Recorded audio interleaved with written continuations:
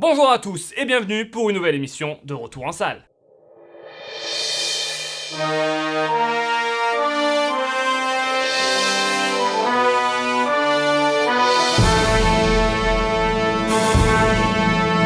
Noé, film réalisé par Darren Aronofsky qui est sorti le 8 avril dernier dans les salles. Darren Aronofsky, à qui on doit certaines œuvres marquantes comme Requiem for a Dream, The Fountain ou encore Black Swan. Il nous revient donc en 2014 avec le film Noé, adaptation très libre de l'histoire de l'Arche de Noé, donc tiré de l'Ancien Testament. D'où la question, réussite ou naufrage?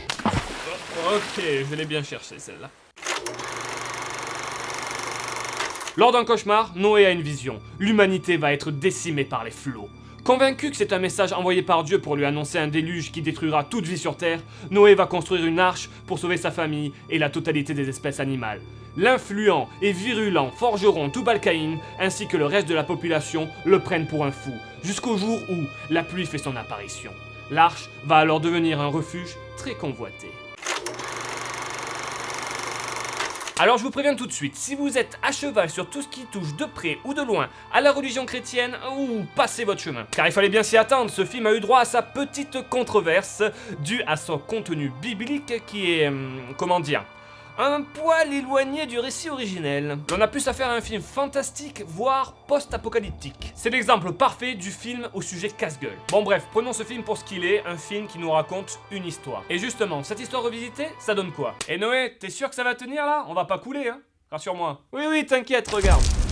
Les enjeux dramatiques pour notre héros, ainsi que les questions suivantes, sont ici illusoires. Va-t-il, oui ou non, pleuvoir? Pourra-t-on construire l'arche à temps? Pourra-t-on repousser les attaques de nos assaillants? Oui, car c'est la volonté de Dieu et la volonté humaine n'y changera rien. Oh vas-y, le tueur de suspense là. Bref, on s'en fout un peu des enjeux. Et que dire du héros du film, Noé, qui par un malheureux revirement passe d'un homme compatissant à...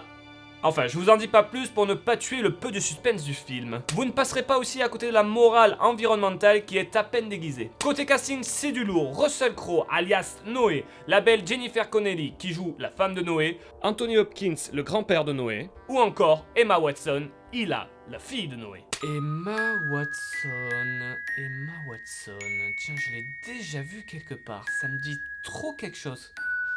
Mais où ? Reste au film un côté divertissant par moment, un talent évident pour la mise en scène du réalisateur et de beaux effets spéciaux.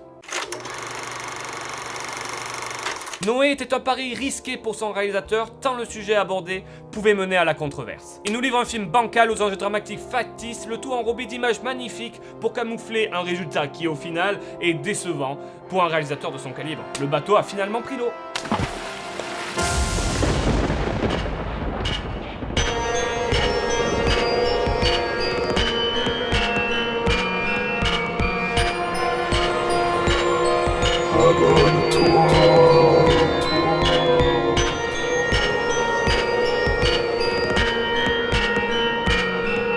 Partage la vidéo.